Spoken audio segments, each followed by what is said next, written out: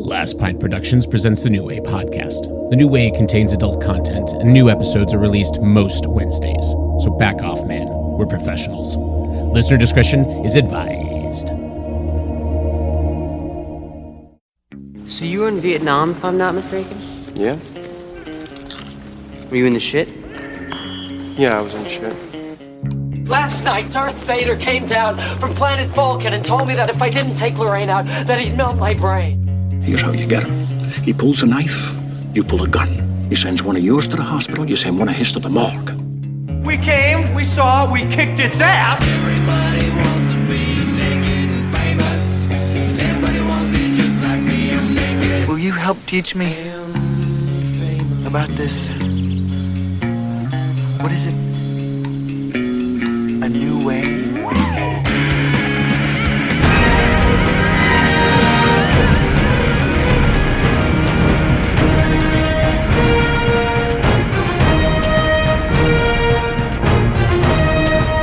Can't monetize this episode.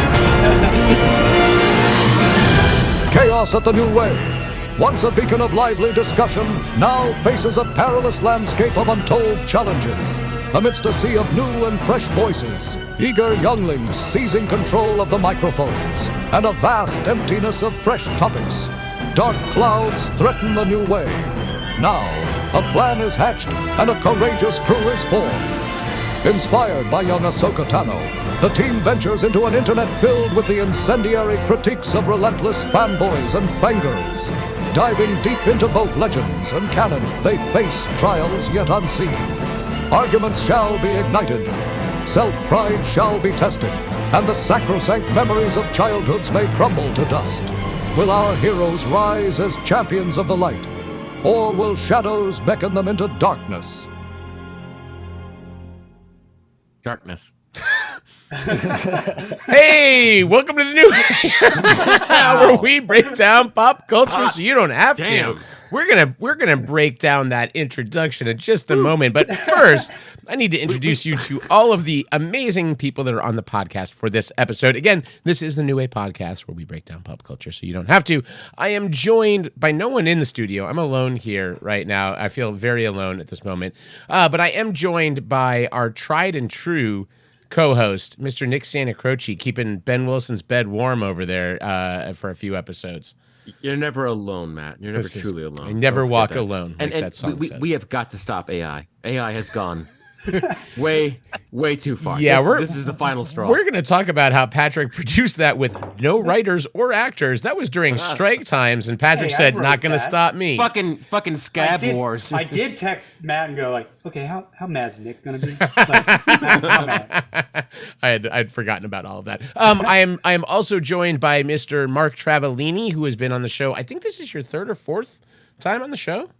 Probably the third. Third, and not including the 100th and 200th episodes where you told us not to talk about cats anymore.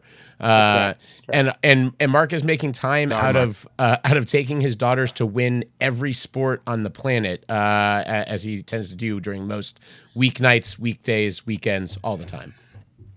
They had some sports going on this weekend. We have a newcomer to the podcast.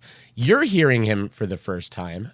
My ear holes and eye holes are seeing and hearing him for the first time. We are joined by Bryan Martin, who I understand is a huge Star Wars fan and possibly a power forward for the Portland Trail Blazers. I'm not positive on that. I might have my notes wrong right now, but we're gonna see. Yeah, we'll see how that goes. But welcome to the podcast. Have been promising. Thank you. Hey, it's my first time, everybody. Woo! Welcome to the New Way. Welcome. And our very, very special guest for this podcast, the man who for months now of sending me notes and concepts and thoughts on tonight's podcast, feverishly written emails detailing full rundowns, molding and shaping and plotting and scheming and oiling and lotioning. The man behind the Super Ahsoka podcast, Mr. Patrick Barrett. Howdy. Howdy. To be here. Oh boy, he's got props. Let's start. Let's light the Olympic torch get going. There's nothing listeners like more than a visual. No, our Patreon, like that's how we don't have ads on this show. Like our Patreon viewers are enjoying that lightsaber streaming live. Thank you, Patrick. Good plug. Guys, I got to break it to you. there's no Patreon. Matt, you set up the live feed with the Patreon link. You did it when you said you did it 2 years ago, right? Yeah. Matt? Yeah. Who's paying for this? Nick, have you seen any deposits? Wait, now that you mention it, I don't think I've gotten paid in over 3 years. Well, I'm also going to let you know that we are joined by 2 SpaceX employees. So actually, we have been bought out by X. So we are now the New X Way podcast. So thank you to our new corporate overlords. Thank you for your funding.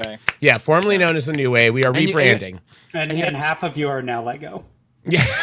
And everyone else has to sleep in their office. Did you just fire Ben? He's not even here. There's no way Elon would fire someone on sick leave. Oh. Wow. Trombone. I can't get back to that clip yet for that one. But welcome everyone to this podcast. I am not joking. Patrick months ago, before Ahsoka aired, sent me a demand, I would say, that we had to do a podcast, and not just on Ahsoka, although I am using Nick's genius name of Super Ahsoka for the name of the podcast. You know, when I was a kid, I only got the Super Ahsoka 50, but my parents never gave me the Super Ahsoka 150 with the dual reservoir and the pump action. Always 2 reservoirs there must be.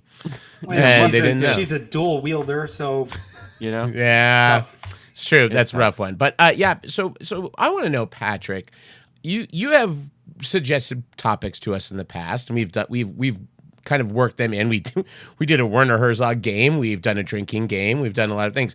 You were especially passionate about this. Why? Well, mainly because y'all haven't had a dedicated Star Wars episode in a while, and the last one was for The Rise of Skywalker. So Star Wars is all about redemption. Oops. All right. So we need to have a redemption story, a redemption podcast to overcome that. And y'all have never dived into the expanded animation. And as someone who I never watched it until probably like starting around 5 years ago. I didn't care, and then it completely changed my outlook on Star Wars and the movies. Like the prequels are now, I like them. So yeah, I will say that is Dave Filoni's greatest trick that he pulled off with all of these. He's been on an apology tour for 20 years for the prequels, working tirelessly to make them retroactively better movies than we know they were when we saw them at the time. And it really feels like the guy who invents the time machine and goes back and kills baby Hitler, and he goes back and stops 9/11. He does everything just to create a better world. Was that the movie? But this one is so much more self-serving. This is the guy that has a time machine and goes back in time to go to prom with his girlfriend. Matt, I don't mean to talk about hyperbole, but fixing Star Wars is clearly the most important possible thing you could do if you had time travel. Dave Filoni is a time traveler. You're right. He's back in time to fix Star Wars. He has 50 years of reflection. It's his hat. His hat is the time machine. I was just going to say that. That's why he wears that silly hat. He's covering up some sort of time mechanism in his bald head. It's not because he's bald. Is this my Annie stealing your hat? No, I don't like that.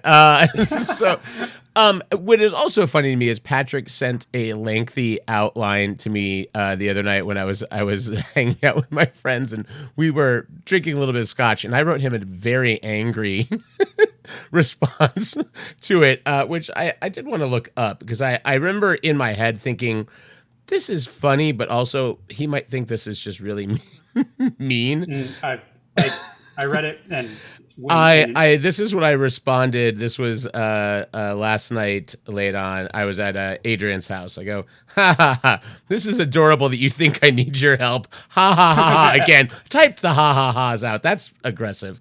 I go, I kid. I'm flying home tomorrow, and I'll take some time in the afternoon to prep for this in earnest. But yes, Patrick had rules. There were. Listen, I just want to, real quick. I did my best. I'm really bad with homework as an adult, Patrick. I was bad enough with homework as a child, and as an adult, I'm even worse. But I came up with my list. But there was it felt like an assignment. It felt like a take home your Star Wars. I mean, compendium. How many of these? I think the new way has drifted far from its roots of having. All right. No, y'all always would come in here with just like, okay, well, here's my list of 5. Yeah, first of all, Patrick, I'm going to take I wasn't going to take umbrage, but you hit us again. You brought it out again, and that we didn't do anything since Rise of Skywalker. We have talked about Mando at length. We have talked about Andor at length. We've ignored some of the worst things. We have ignored some of the Boba Fett. We all saw Boba Fett. We all saw the chase scene that was done at 3.5 miles an hour through a city in the most boring goddamn action sequence I've ever seen with cyberpunks. We ignored that to protect you, to protect our little boy. And this is the thing she gets. I came on the show and bitched about Boba Fett. I know. And you forgot. We didn't talk about Star Wars. My goodness. No, I'm just saying you did have a dedicated episode. So let's do a dedicated episode. This is our dedicated Star, and I like that this is the expanded universe, which I know nothing about. Not the actual EU, which is the OG thing that they've run into the ground that doesn't exist anymore. But yeah, if you wanted new Star Wars in the 90s, you had to read books. Exactly. One of the 3 books that Patrick's now using to hold his microphone up. It's amazing. That was a tough sell for me. I only read Maximum Carnage novelization. That was as far as I went. I love it. Nick has come in on both of these superfan podcasts strong. This is you're bridging 2 universes right now. I'm very impressed by this. It had a chapter that still stays with me, Matt, and it was written by a New York Times bestseller. They paid some guy to write a Carnage book. Oh, you've talked about this one. I love this one. I love this book. Anyway, it's a good one. We'll get back to that one. Actually, you know what? Now that I'm thinking about it, what if we just push the Ahsoka episode? We'll talk about the Carnage novelization. You guys good with that? Mark, yeah. Go ahead, Nick. Okay. Go ahead, sure. Nick. Start us off. So there was this one chapter where this guy's at a party. We don't even know who he is. He's not even a Marvel character. It's the normal, regular Joe, and he's talking from his perspective, and the narration actually changes to his perspective because why am I at this party? I'm a nerd. I'm never going to get anybody. And this girl shows up, and he starts flirting with him. He's like, oh my God. Well, that's all the time we have in the new way. Thank you so much for listening, and we'll talk to you next time. We say it at once, and Cheers. It really was a good chapter, though, for real. I wanted them to adapt it into a film.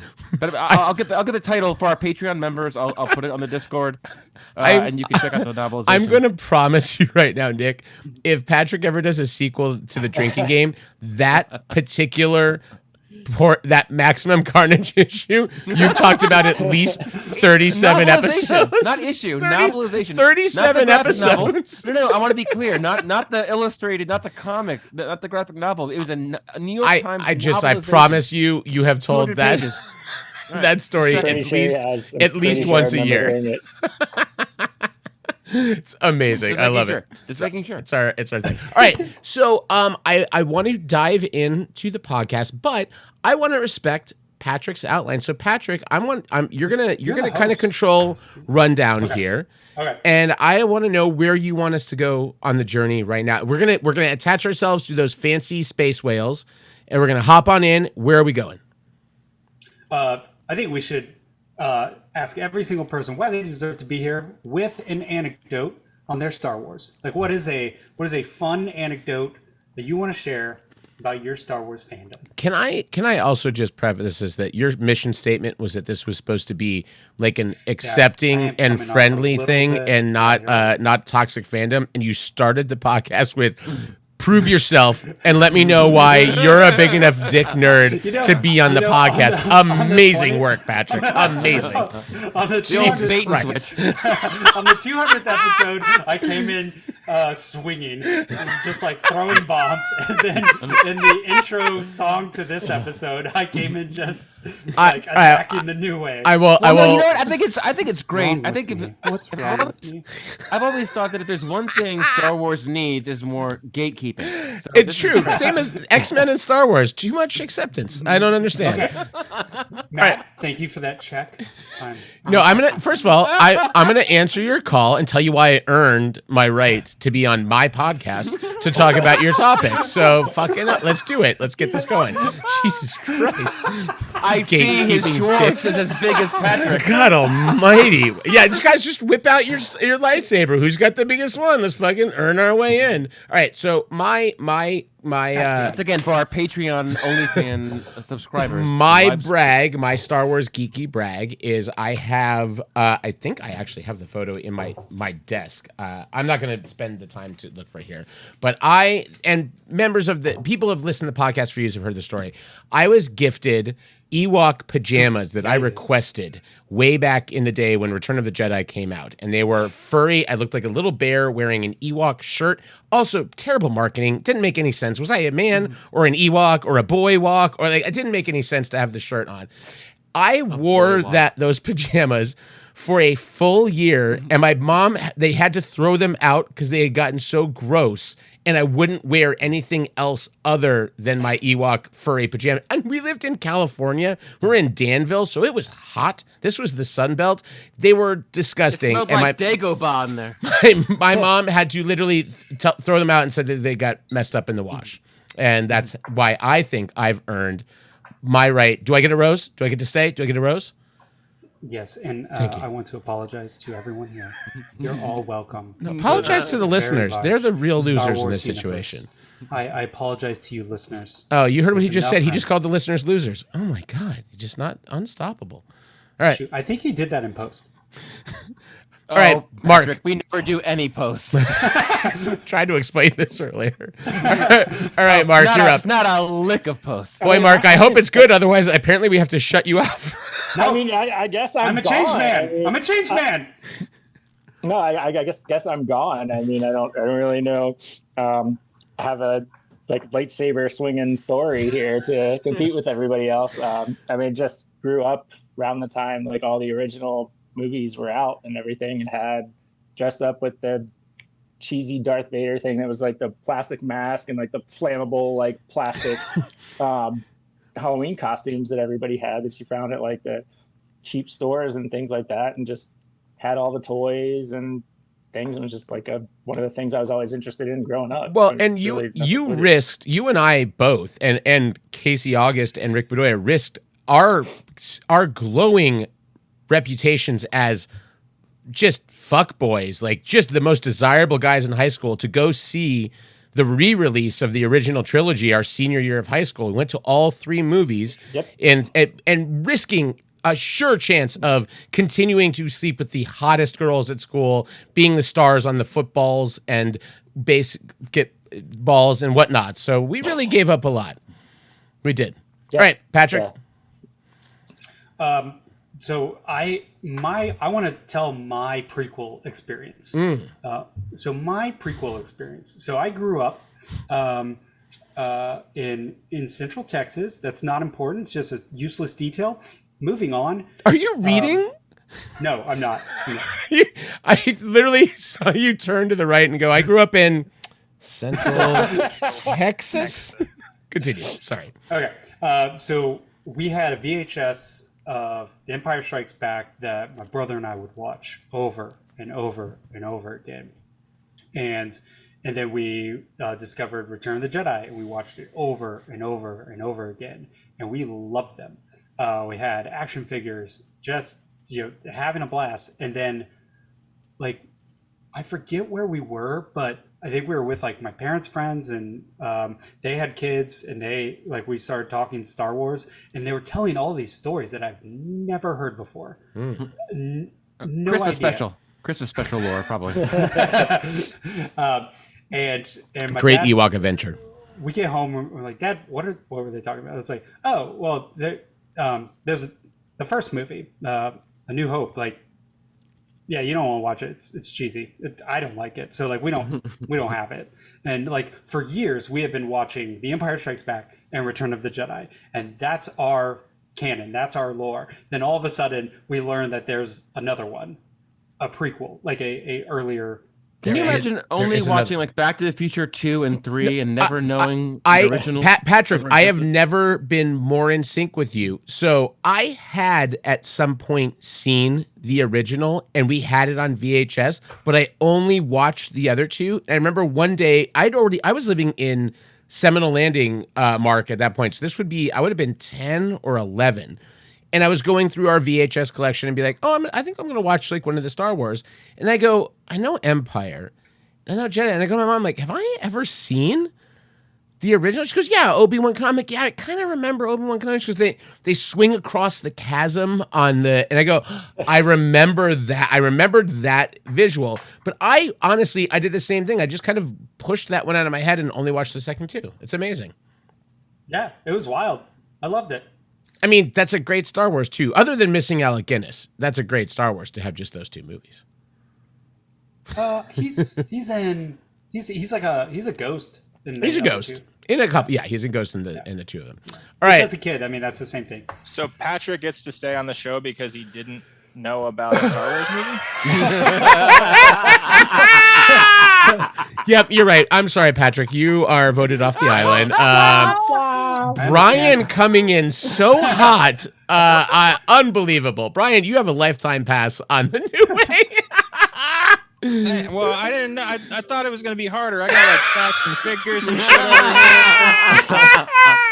And he's just like, man, at one time I didn't know that movie was a movie. Big fucking fan. Oh man, it's true. It's true. Get the fuck off, Patrick. That is amazing. Just sign off. I was like, well, 3 years ago I learned there was a part 4. And I was like, oh shit, what happens to that one? Oh my god. Talk to my pastor. He said there's only 3 Star Wars movies. So.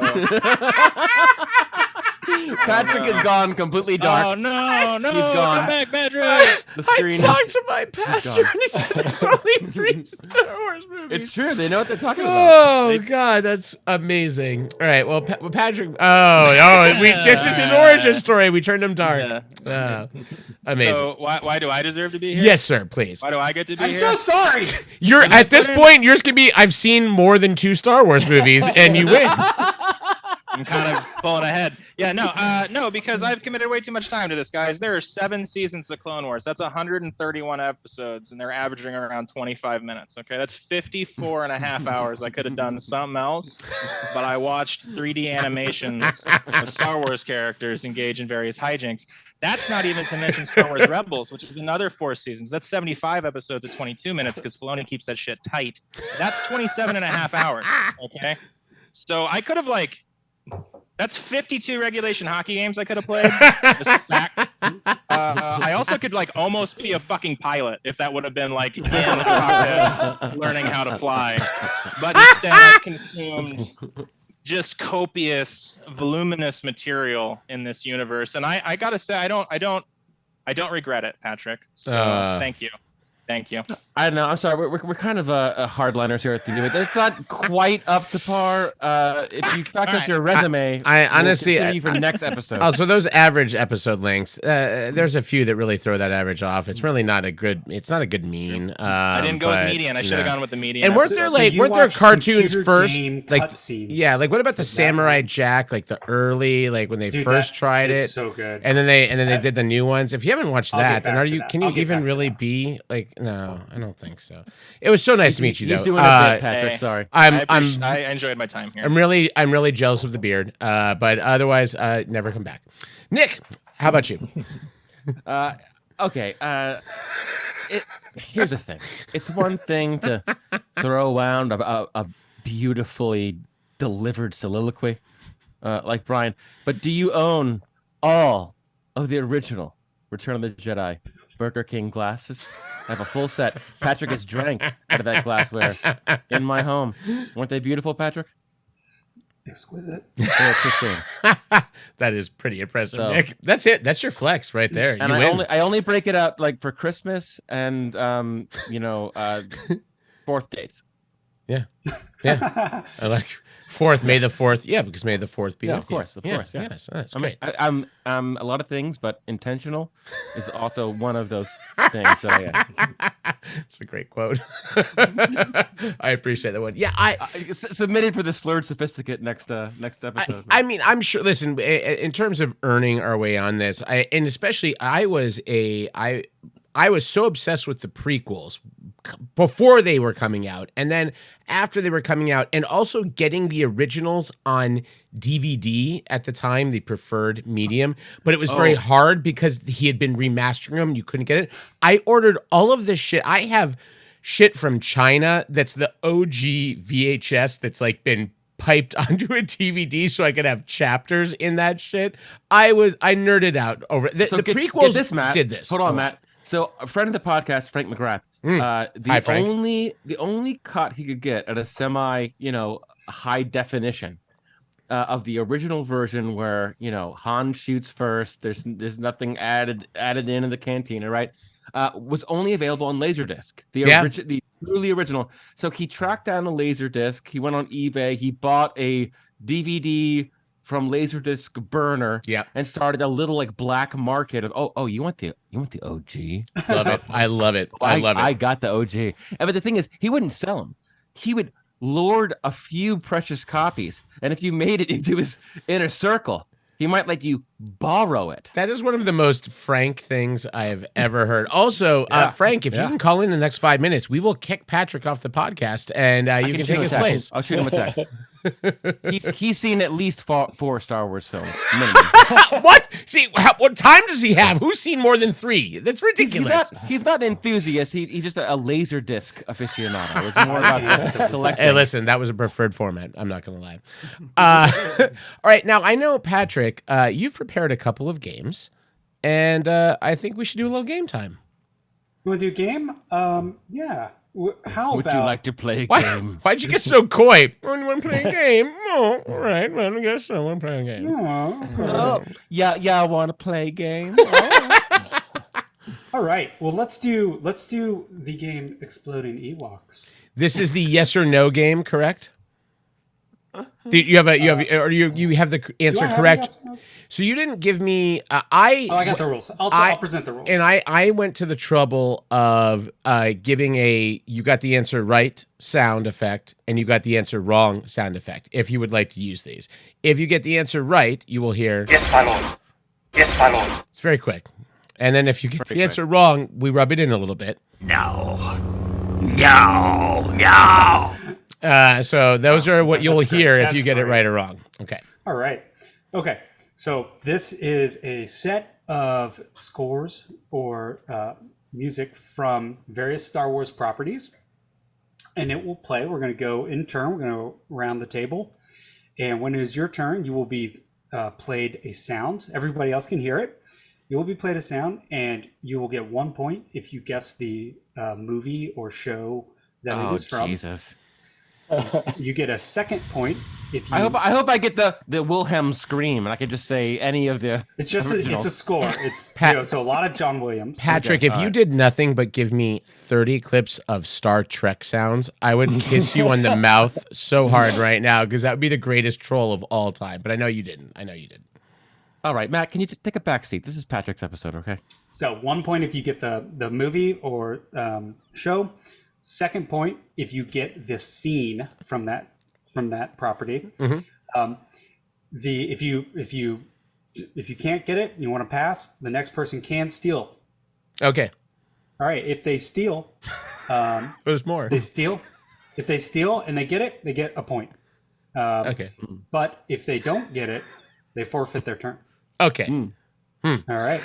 It's gonna be, are you keeping track of which way around the board we're going? Because there's a lot of moving pieces.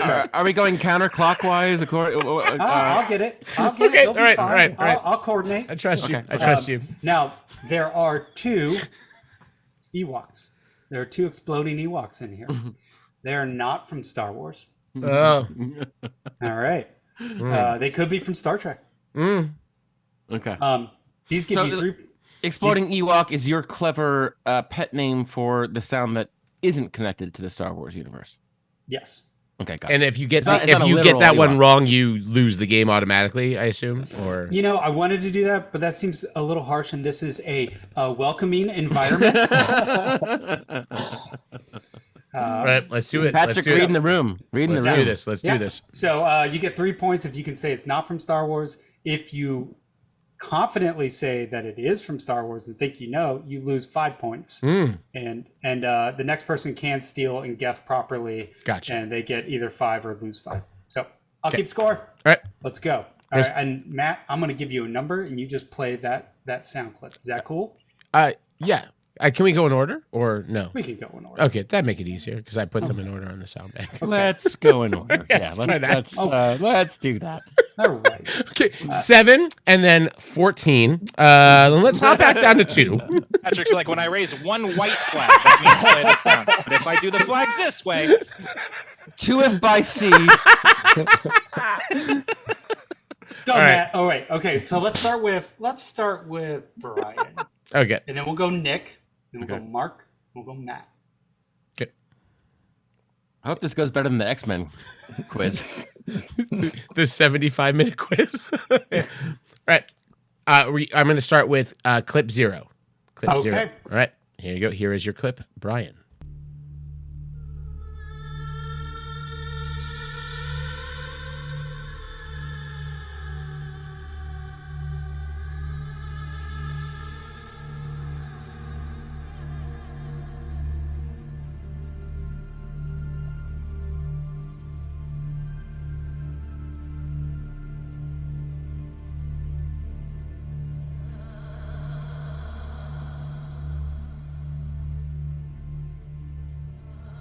Can I steal yet?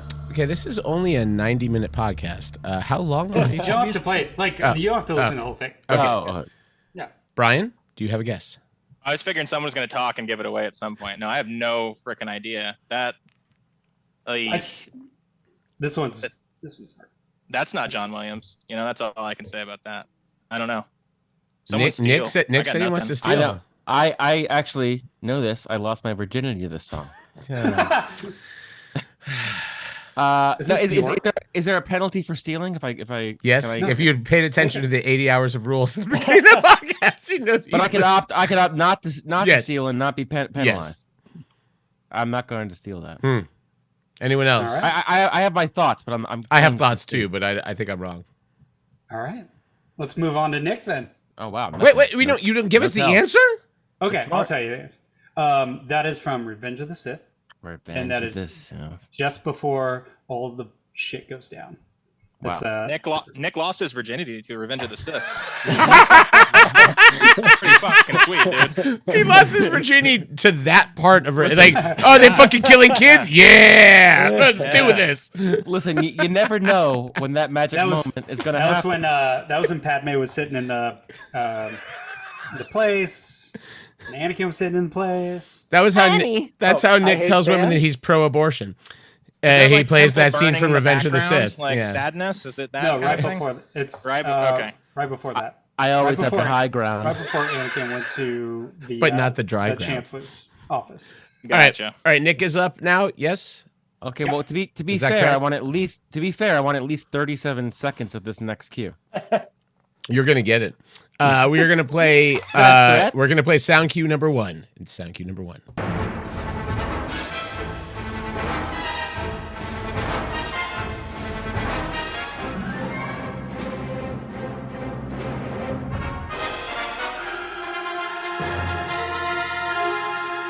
Come on, Nick. Okay. Okay. This feels original. This feels original to me. Williams, I'm gonna, or maybe not. Okay, I got it. I'm gonna go Force Awakens. Mark, Wouldn't it be cool if I got that? Wouldn't it be cool if I got that? No. Actually, No. All right. So glad down. all right. It's the only time I'm gonna play it. But I didn't say it Patrick, confidently, this so is the hardest. Patrick, you have played the first one you played was from a CD I listened to on a loop in my car, and I don't remember that one. I was busy not having sex and listening to that, and I don't remember it. We are going to lose. Mark's gonna steal. I just want to say I didn't say that confidently, so I don't lose full 5 points, right? No, you get 0. No, but Mark's stealing. I'll risk the 5 points. It sounds a lot like the music from the Canyon Run at the end of New Hope. Oh shit! That sounded good. Right, That was confident, though. That was confident. I like that. I like that. It was when Lando was falling into the Sarlacc pit. Yeah. You're fucking killing me, Pat. We got 23 more of these. I love it. We are No, two in. We don't have to do the whole thing. Oh, No, don't one worry, more round. Patrick. One more We're round. not. I got a taste of it. I got a taste Who's for it now. next? I need more. I'm Who's jonesing. next? By the way, so this is very funny to me. I pulled all of Patrick's sounds in to a file, and one of them, I don't know if you did this on purpose or it was just for your benefit, but I laughed so hard at this. In the Do it. Yeah, hold on. So it gives the like title and contributing artist and stuff. So the title for all of them was which scene, which he did for all of them, except for clip 9, which he just labeled easy one. So apparently who gets clip 9 is gonna be like cakewalk. This is clearly from Battle for Endor in the scene where Wilford Brimley is eating his oats and whey, and then the Ewoks eat that child. So all right. Who's next now? I've forgotten already. Mark. Stuck to Bryan, right? All right, Mark is going for which scene 2? Mark was going to steal. That's right. All right, Mark is going for number 2.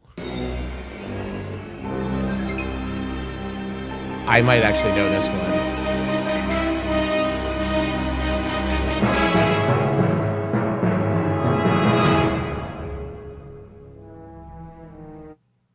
That's it. Yeah, that's fair.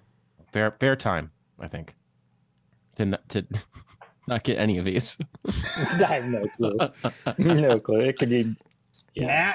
I'm not going to steal. I think it is something from Attack of the Clones when the thing is going in her room and squirreling around, but I don't think I'm not going to guess for points. Okay. That was Han thawing. Oh, wow, okay. I'm sorry. Did you just say Han falling? That's the only clue we have for it? No, it's like when he's thawing out. Oh, thawing. I thought you said falling. I'm like, really? No. Just that time that Han slips. That was the score for it. All right. Who's next? This is terrible. England, we are Han thawing. Thanks for coming out tonight. So is it me now? Band. It's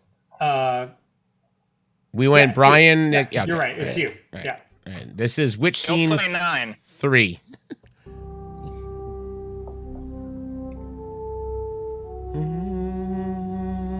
I mean, this is Yoda's theme. Oh, but now it's sad Yoda's theme. So it's probably some trickery, some bullshit trickery shit from when the prequels where they play Yoda's theme and then they like do some shit All right, that's with it. enough. Cut the sound. The original tune that I heard was Yoda's theme from Empire Strikes Back. So I'm going to say that. No. Oh, Matt, you said it pretty confidently. -5. No. Nick, you want to take that?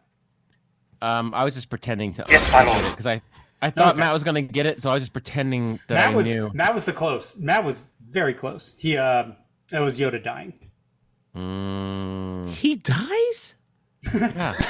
Jesus Christ! And Spoiler becomes, alert! And he becomes a ghost with young Hayden Christensen. Oh, that's the hot Hayden Christensen. That's good. Good for him. Good for Yoda. All right, we're up to Bryan, right? Yep. Hope you're keeping score because we don't give a shit. Number 4 goes to Bryan. Let's hear it. Oh, fuck you. What is this, number 9? No, but Nick knows this one. And I know this one. Okay, so that's like this is like episode 1 droid separatist stuff going on. Is that what's happening here? Can I steal? No. I'm next in line. To steal. Yeah. Nick takes it. I think that's Attack of the Clones. Can I steal? Matt? It's Indiana Jones. No, it's a trap scene. No, I'm sorry. I think you have that incorrect. It's Indiana Jones. No. He gave all three of us no's. I hope you're keeping score. We're all negative 100. You said it confidently, Matt. That's -5. I really did. No, I was very confident. I thought that was an Indiana Jones one. I was like, Attack of the Clones. All right, Nick, you're on number 5, I believe. Okay. Yeah. Yep.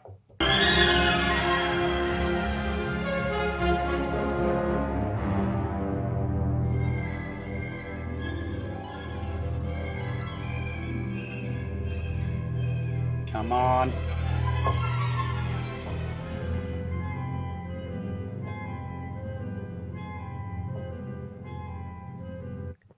Okay. That's when Ron has sex with Hermione for the first time in Half-Blood Prince Part 2. Yeah, no, it sounds authentic. I really don't want to get that exploding Ewok. It's the whole namesake of the game, and we haven't had one yet, and I feel like it's due. Maybe that's the clue. It reminds me of the soundtrack to Droid Works, though. The video game where you built the droid. Remember that? Nope. And I think they heavily stole cues from Return of the Jedi. We are 1/5 of the way through this game. All right. No, we're not going to go through all of this. No, I did the math. I get number 9, so we have to do it. One more round. We are making number 9 will be the end. Number 9 will be all or nothing. Let's go 10, please. Okay. I'm gonna 10, say, please. All right. I'm gonna say, exploding Ewok. Okay, it wasn't confident. It wasn't confident. Sorry. No. Okay. No. All right. Well, we're overdue. No one wants to steal. No, that was the end of the asteroid field when they flew into the asteroid. You know what I love? I love when you describe a scene and it could be 132 different scenes in any one of the Star Wars. Which movie? Empire. They fly out of this asteroid Thank field. you, Mark. Thank you. Yes. They fly in asteroid fields in 100 of the Star Wars. There was one in Ahsoka. That's not where the song's from. No, but you just say asteroid field. You don't tell us what goddamn movie. All right. Number sounds from motherfucker. All right. Were we on? Was that 5 that we just did? Yeah. All right. 6 is going to Mark. Yes. Ooh. This one. Matt. I don't think I know.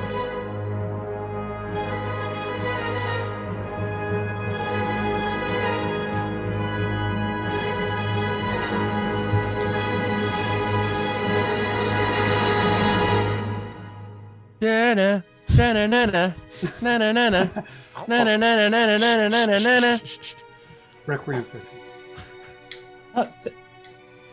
That one might be the exploding Ewok because I don't recognize that. Whoa, what's happening? Clicking? Final answer? Sure, why not? Nope. Terrible. Wow. I think that is from one of the prequels. It sounds like one of the ones I listen to a lot, but I don't know for A sure. pod race. No. Nope. It is Han Solo's death. In Force Awakens. Wow. Goddamn I thought that's fucking when Ellen... spoiler alerts. Again, you've killed 2 people in this podcast. I really thought that was when Ellen Barkin was cleaning her apartment in the like double speed. I really did. That was a well-crafted joke. All right. So that was number 5 or 6? That was 6. All right. So 7 goes to you, Matt. Oh, Jesus Christ.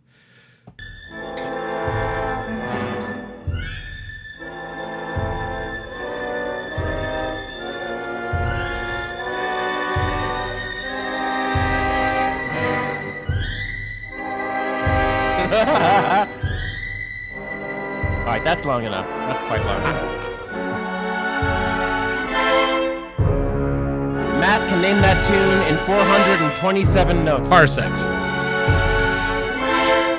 All right, Matt, that's quite enough. Turn it off. Cut it. Cut it. Cut the sound. Cut it. That's quite enough, I Matt. think that's the Indiana Jones exploding kitten. No. God damn it. There are no exploding kittens. No. No.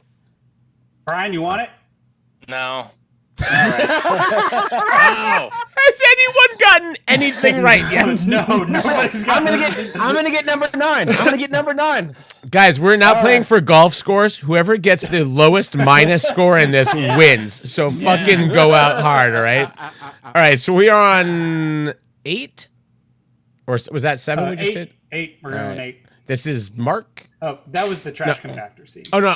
Oh, yeah, I don't care anymore. Interesting. All right, Brian, you get 8, and then the Nick gets apparently the easy one at 9. It's going to be the Imperial March, and you can be like, all of them? He's like, nope, I was looking for the time where Darth Vader's shining his shoes. That sweaty redheaded kid is doing the thing on the stage. It's not good. This track is called Vader's Got Gas, and you know it from every movie.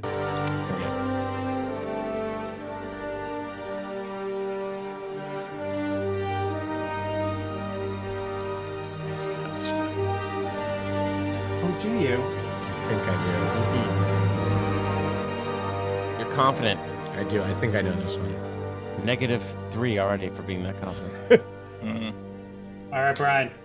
Okay. I feel like this has to be from one of the last 3 movies because it's like a little change up, like some standard themes there. So I'm gonna go like Rey lifts a rock or some shit for the first time. I think that's what's happening. That had Rey lifts a rock energy.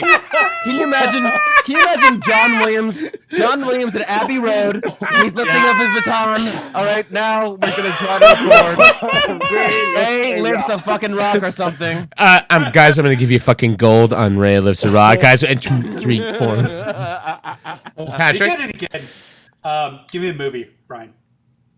I think it's got to be Rise of Skywalker. It's Force Awakens. God damn it! It is Force Awakens. It's when Rey finds Luke. But I have. It's the only one. It's literally the only one I knew. I have the option to steal. Force Awakens. I'm 100% confident. You know what, Nick? Fucking take it. Money. Whatever gets this game over. All right, Nick is leading with 1 point. Nick has 1 positive point against all of our negative points, and now he gets to do number 9, which is apparently the easy one. So, we'll see. We'll fucking see. I don't think it's easy. I don't know why I wrote that. You're a high, Patrick. Yes. All right, so here is number 9. Nick is doing number 9.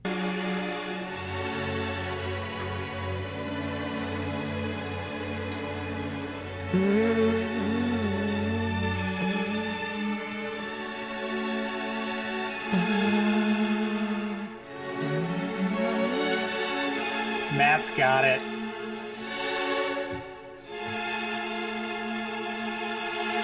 Okay.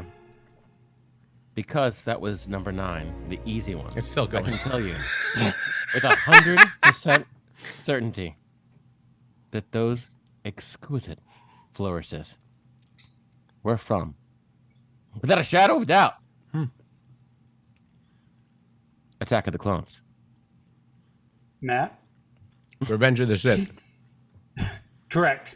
Wow, look at you, Maddie. I told you the 2 albums that kept me from getting laid were Attack of the Clones and Revenge of the Sith. The fact that I missed one of them, you're a dick. That's all I can say. All right. We call Revenge of... That was the I am your brother, Anakin scene. Your brother's Anakin. Yeah, you were told that you were going to protect us. I don't know why he became Admiral Akbar. All right, so number 10, then we'll close it out. So Mark is going to do number 10 for all or nothing. Everything rests on this. This is for all the units. All the units. Galactic credits.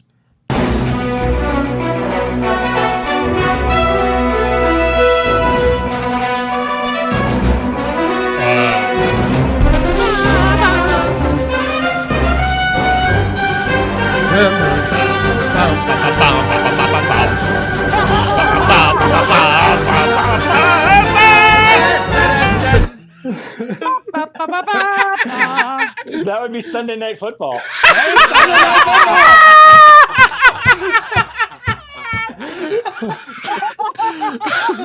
Patrick, you redeemed yourself by putting in a John Williams march that's so Star Warsy and that you'd be sure it was from one of those or an Indiana Jones. You're excited. Look at his nipple. All right, Patrick, I'll be honest, you almost killed the entire show, but you just redeemed yourself on that last part. Holy shit. We're only 48 minutes into the podcast. Listen, Patrick learned from Lerner Herzog. He did. From that episode, and he landed soundly. I will say, when Patrick earnestly looked at me and I said, we're going to go to 9, he goes, please go to 10. I knew something special was about to happen. But hey, but what's at number 11? What's at the Spinal Tap slot? Just for fun. Just for right. funsies.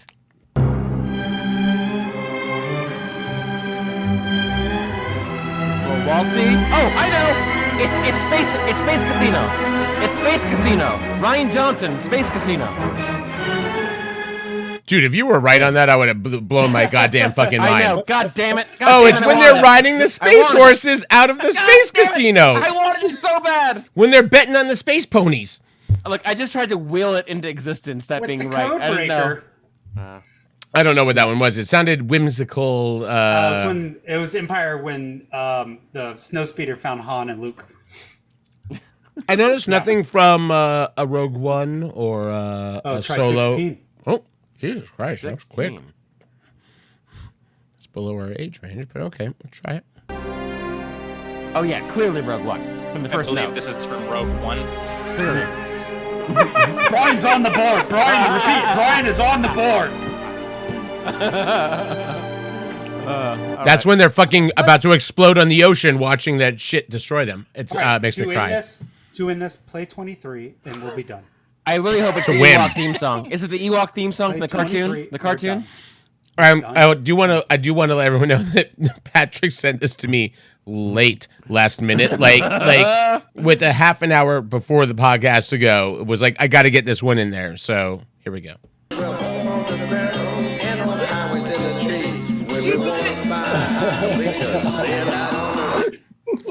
No, let it play out. Did you stop it? No, it didn't stop it. That's all he gave us. I did. You didn't even get to the hook. It was the Ewok cartoon. It was the Ewok. Oh God, it's great. All right, let's get into this. Let's move past this. Sorry, time she's up. But thank you for joining us. We got 10 minutes of conversation ahead of us. Move on. Wow. I don't even know where to how to transition. Ahsoka. Well, all right. Ahsoka is the topic. Ahsoka. No. So Patrick did give us more assignments. Yeah. And I kind of like my liked previous assignments panned out. Amazing. I like it. I kind of like the spin you put on this. So It is a Patrick good song though, for real. The theme song is fire. It's way better than the droids. The droids theme song is good too, but nothing touches the Ewok family. All right, sorry. Continue. No, not at all. Please don't apologize. This discourse is making me laugh. So also, everyone be like, I believe that was Rogue One. Also, legitimately, perfect timing on everyone's account. Points for everyone. Matt, what other times did you laugh during the podcast? Can you list them off bullet style? I don't know. If you have ears, you'll know. So Patrick asked us for a Star Wars ranking, but I liked his spin, and his spin was not, I don't want you to like put the fucking movies in order or put the TV shows in order. Like put the things you love. That it's a character, it's a scene, it's a movie, it's a whatever. Wait, that was the assignment? Did I misunderstand the assignment? Oh shit. No, the assignment was rank in whatever criteria you decide. But not like movies or properties. It can be a thing. It could be a character. It could be no one wants to hear that Empire Strikes Back is your favorite. Exactly. Well, also, by the way, something jumped Empire for me this year. Okay, cool. So I'll put it. No one cares.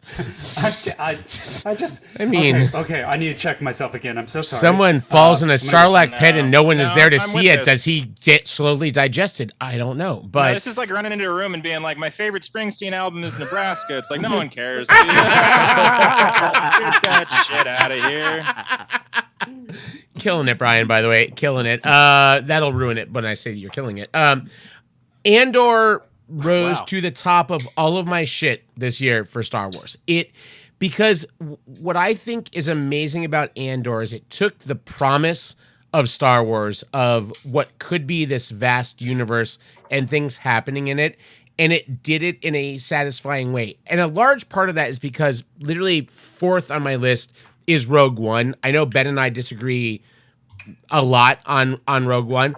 Rogue One also was something I felt just it made me feel the way I felt watching Empire as a kid, and it was the only thing. Pouring a beverage, nothing salacious crumb is happening. No one is just leaking right now over over my entire tribe. Click the mute button. Jesus Christ. No, I think Andor did so many interesting things with what could have been such an easily throwaway thing. And we've watched, and we're going to talk about them today. We've watched a lot of series on Star Wars, and in a time when we couldn't even fathom a Star Wars TV show back in the day. Do you remember? And think about it, Matt. It's the only Star Wars property that is made up of two coordinating conjunctions. And that in itself, I think, as a grammar fan, is something you can hang your hat on. Thanks, Filoni. Wow. You know what? I thought you were going somewhere nice with that, and I fell right into it. Come on. All right, sorry. Anyway, no, I think now I completely lost where I was going. Sorry. No, Matt, give your rankings of whatever criteria. I mean, I honestly, I just started Stream of Consciousness throwing things down there. Andor, Empire, Jedi, Rogue One. That was the first things that tumbled out of my head. Were those things, and it's because I also this is an important way to set the table for this, and I don't know everyone's ages here other than Mark and me. I think Mark and I are older than all the rest of you by a few years. How old are you, Brian? I'm 33. Oh, Jesus Christ, we're a fucking goddamn 11 years older than you. Jesus, Patrick, how old are you? We're robbing the cradle. 39. And Nick's 40. So all right, and we're didn't to age you out there, but so Mark and I are not like. You want to dox me too? You want to get my address, Matt? Go for it. Pasadena. Stop it, Matt. There's too much. Do you know where that really good church is? It's like kind of catacorny to that, but if you're a Patreon member, I will give you my address. That actually is part of the welcome package. Is all of our addresses for the Patreon. No, I think so. Like just the 4-year difference. Same as my brother's 7 years older than me, and he has a completely different view of how Star Wars shaped his world. But there were rumors of Star Wars TV series back in like the late 90s, around the prequels time, the early 2000s. And TV was so different at that time. There weren't big special effects, spectacle TV shows. There weren't things that could exist in a universe that didn't look cheap or like, and I loved Sliders. I loved Quantum Leap. I loved all of these shows, but they didn't look like Star Wars. So in my head, I'm like, how can you do that here? And for so long, that was the thing. Like, oh, we're going to make a Star Wars TV series. And I'm like, it's going to be like fucking Cheers. And they're in the Cantina bar. And there's like a Sam Malone alien. There's a fucking Norm alien. And I'm like, that's all I could think. I think you're on to something. But, by the way, I did actually pitch that one during the writer's strike because I'm like, they're looking for material. But like the idea that we have capable... Woody Harrelson is Greedo. We have capable, competent Star Wars TV shows that are doing things as well, if not better, than many of the movies out there. Blows my mind, and Andor is a big part of that. TV is doing better than movies across the board. True. Sopranos. Basically, now you have these nerdy big tent properties that have the same benefit of these long arcs and. More room to play around with, more real estate. I'll say, Patrick, to the main thing that jumped out at me for an answer to you, and this is I will end my diatribe on all this shit. There was one thing I kept coming back to. It's kind of amazing because it's a 180 from what I felt about the original movies. I love what they have done with droids in almost every iteration of the ones that have happened since the trilogy, because C-3PO is a basic bitch. He sucks. He drags that fucking movie down. It is unbearable to watch A New Hope or almost any of the things that 3PO is in, but especially A New Hope, because he's like 5th on the cast list in that movie, and it's unbearable. And then the thing is, Matt is self-hating, and C-3PO reminds him of himself. But I don't understand what you're saying right now. I think you're being white rude. Absolute. No, I think K2SO, I think L337 in Solo, I think what Phoebe Waller-Bridge does with the only droid that fucks. BB-8, man. First of all, fucking 8, dude. Oh, Dude, L337 is the only droid we have confirmed fucks in the Star Wars universe. She fucked Lando. She fucked Lando before Lando was Lando. She's the OG. Nick have never seen the Gospel of Chopper, the war criminal. Is that fan fiction? So you guys have so Mark made a comment about Chopper as well. I've heard good things. He's fine.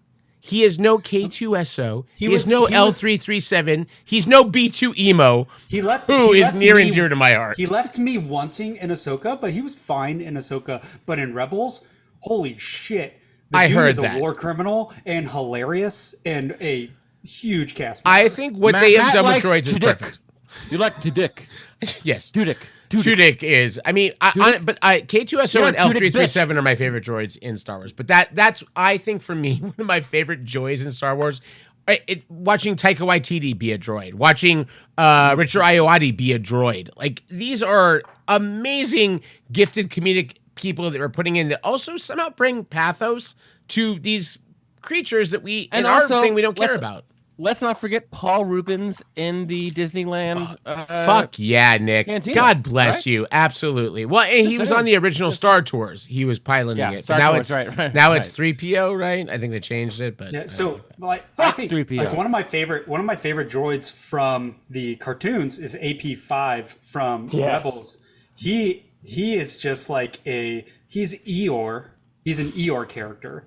As like in Metal, and Chopper finds him on a cargo ship, and he has this moment. I don't want to spoil it, but there's this one moment with him by himself where he feels like he's been left alone, and he will never have to talk to anybody ever again. He's become Wall-E. It's this beautiful moment where Eeyore's like, I can finally be alone, and AP5 is wonderful. Y'all should. I'll be honest, Patrick. Of all of the things people have tried to lure me over to watching the animated series, that's the closest I've come to being like, I would actually like to see what happens with that droid. I think the droids in Star Wars are amazing. All right, next person. And DroidWorks is a great game if you can find it somewhere. It was LucasArts. It was for Macintosh Performa. I don't know if you guys know. So Nick bought a lot of stock in DroidWorks earlier this month. He's obligated to bring it up in the podcast at least 7 times. I want Gabe Newell from Valve to put it on. Mark's be like, I think the droids really work. You're like, yeah, I think those droids do work. DroidWorks. Yeah. On Patreon, 2 cents goes to DroidWorks. Bring back Josta and DroidWorks, and then I can die happy. Josta. I'll go with mine. I ranked the best properties to get high to. Yes, I love this. Okay, will you email this to me after you're done reading it? Sure. Why, are you high? You can't remember? That's right. Yeah. Exactly. All right. Number 5 would be The Bad Batch Season 1 and/or The Mandalorian Season 1. Wait, Andor or and? Yeah, now it's all confusing. I'm just saying. Coordinating conjunctions. Your joke. Coordinating conjunctions, motherfucker. I'm not angry at you. I'm angry that you came up with the joke. That was a personal. It was not a professional. It was a professional. It was. It was like when Patrick Bateman saw the other person's business card at the table. Nice. It's nice. I bring these two up because they're virtually the same format. Mandalorian Season 1, have Grogu, needs to do something, puts him down, goes and does the little side quest, comes back. Bad Batch Season 1, they have this tag-along named Omega. They stop. They get a mission. They leave her behind. They go do this little side quest. It's the same. Did I hear Mark give a to Omega? Ooh. Yes. I do want to hear more about that. Yes. So I was on this podcast and I said Bad Batch season 1 was skippable, but Bad Batch season 2 is phenomenal, absolutely phenomenal. So most of it. Oh God! I didn't see, guys. I'll be honest. The war between Patrick and Mark is the thing I've wanted most for this. That's actually number 7 on my list of what I love about Star Wars is what you guys are going to do to each other when you really get deep in debate. Right. Number 4 is the OG Clone Wars animation, the Johnny the Samurai Tsunami. Jack shit. Oh my God! Yeah, that's what it was. Samurai Jack. Yeah. Dude. Well, it's fun. It's really fun. Great show to get high to. I've watched more of those, by the way, than any of the new shit. Because back in the day, I was really into it, and then I didn't finish it. There's 2 movies. Were you 2 high, movies. Matt? Yeah. Number 3 is The Phantom Menace. Hi, it's great. Yeah. It's great. Yeah, you're right. It's great. You're right. Number 2 is Clone Wars seasons 1 through 4, because it's a grind. It's a grind, and it's a lot of colors. Yeah, it helps to be high through most of that. Yeah. You're just going to drop Phantom Menace with no discussion? No. I mean, we've all seen it. Come we on. all understand. I Listen, don't need to explain that. We all know. Men of a certain culture know exactly. What Men that are like, I like when the aliens go, we need to destroy all communication links are down to death. You're like, yeah, I know where those guys are from in space. No, the part where you get your whole rig set up, you light it up, you inhale, the pod race is starting, you're pouring weed into your lungs, and it's just they're expanding. You're like, wow, I'm holding it. And then you blow out and you stare into the sky and you're thinking about life, and then you look down and you're like, that's pod racing. The second fucking lap in a pod race, you're like, oh shit. And then 25 minutes go by and you're like, wow, they threw down a lot of tape for the pod race. Because they gotta make the video game. They gotta make the video game. They gotta have a long, lengthy sequence. Right. I think you just hit on an amazing thing, which is that if you are not high and you watch the pod race, it's what watching a normal scene in a movie is being when you're high. You're like, didn't we just do the whole? Did we just do that one more time? I don't know what's going on right now. And you're like, again? 3 of them? It's a lot.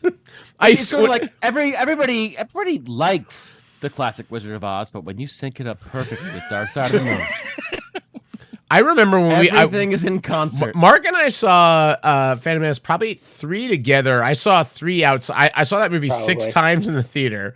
And the pod race lap 2 was like, I fucking go piss.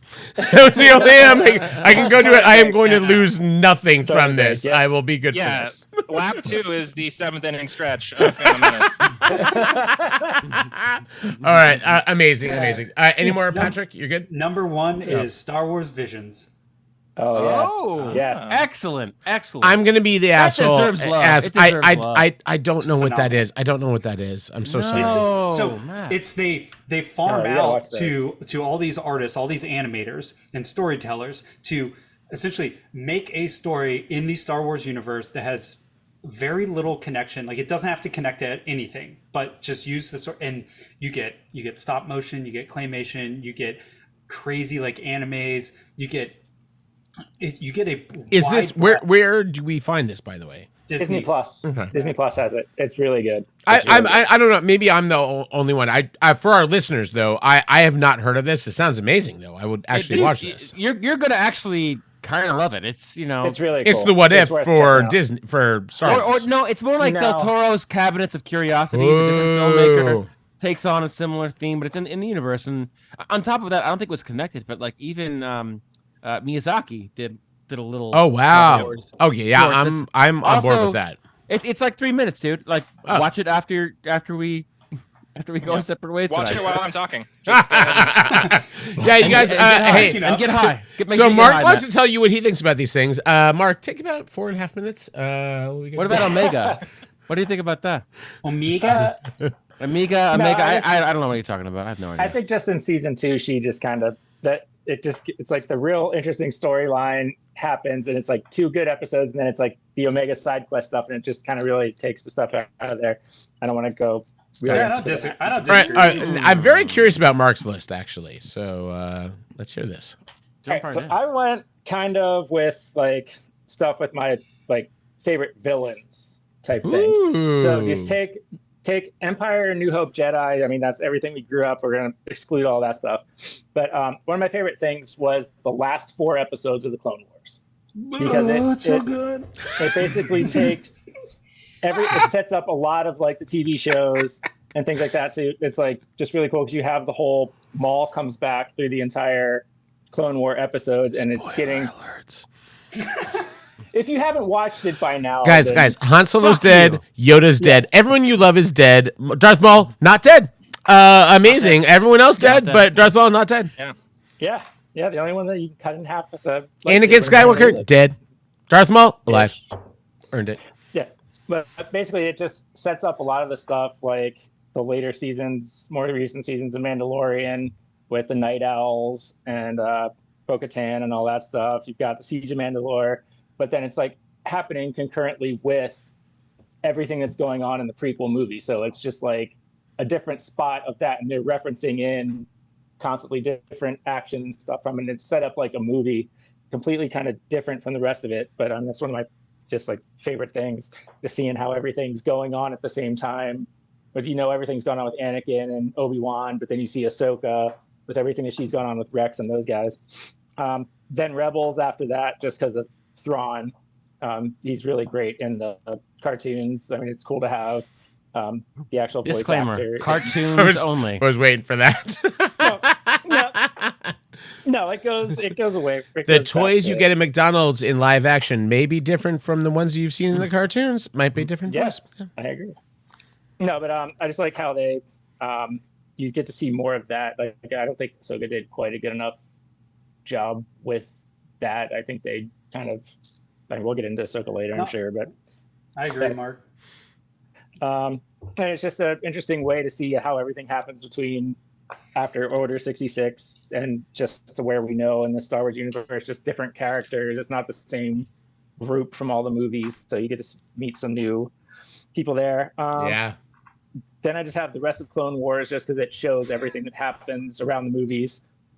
Then I get into probably Andor, just because that was just like for the reasons you already talked about, Matt. And then the villain is occupation. Well, it just capitalism. Capitalism. But, I mean, you know who's going on with that. I mean, you still have like Vader, but you see more of the other underlings of the Empire and how they're getting the orders. We saw desk jobs in a Star Wars universe. It was amazing. They had a tie. Yeah, it's one of the things that they did best. Honestly, was you know, the different kind of villain, everyone working together to oppress a whole side of the galaxy. Yeah, but you guys have to suspend disbelief that like a bunch of people without shoes on could like build high tech. Like, you know, things that were really, really required. Like, we got to hit these quotas. Have you not seen Three Amigos? We know that this has been done and it can be done in the future. Did the Doozers and Fraggle Rock, do they have shoes building those? I've pissed off shoeless people everywhere with this. I apologize. First of all, Nick, we're going to get letters now. Nick, Nick, you've hit on a thing I've thought for a long time. If the Doozers existed in any other universe, they would rule the world with an iron fist. The most feared people in the galaxy would be the Doozers. It was sad that their diminutive nature, overshadowed their. No, it was their crippling addiction to radishes. No. Were they eating radishes? No, they were making. They made the crystals, and the Fraggles ate the crystals. They better than the radishes. They constructed skyscrapers in the 80s out of cocaine. Beautiful. And they were like, I hope nothing bad happens when we make these cocaine buildings. And the Giants were like, these buildings are fucking awesome. And they just destroyed all of them. It was a perfect symbiotic relationship. Wembley and Mookie show up. They go, these things taste like fucking crack. And they're like, yeah. Keep building them, fucking dozers. Alrighty. All right, Mark. I'm so sorry. Okay, sorry, Mark. No, that's good. I'll end there. You know what you signed up for. We're sorry. Oh, no, I know. Fuck it. But no, he has. What do you have left on the? I want to hear a couple more. The villains to me, like I would even put honestly, Mark. I don't know how you feel about Kylo Ren. Those villains kind of suck, but Ren. I did too. You know, Cad Bane. Yeah, I mean, I thought he was. Oh, don't you say that guy's name? Cad Bane. Let's talk Fucking Cad Bane. I'm gonna say a thing that's gonna make Mark so angry right now that he won't even be able to contain himself. But I put it in my note. I put it in my notes.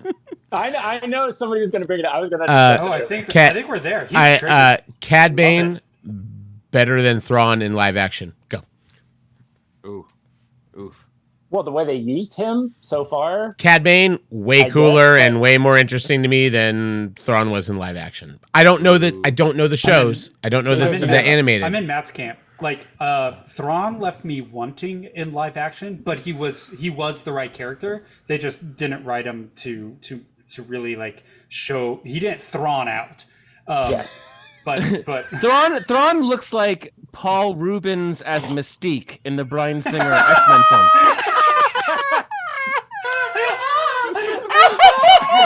Oh man.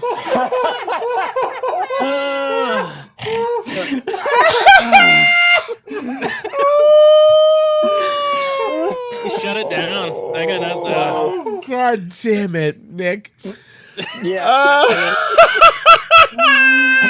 He does, right? He does. Yes. Yeah. Jesus no, but Christ. just like. Mr. Thrawn, praising Mr. Thrawn. You have a telephone. You have a telephone call, Mr. Thrawn.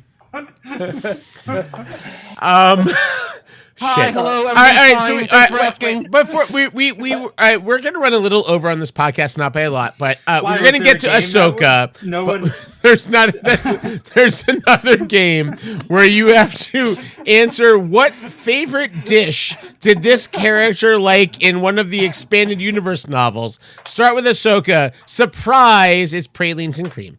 Let's get to we haven't gotten Brian. We've not heard your list yet here. Okay.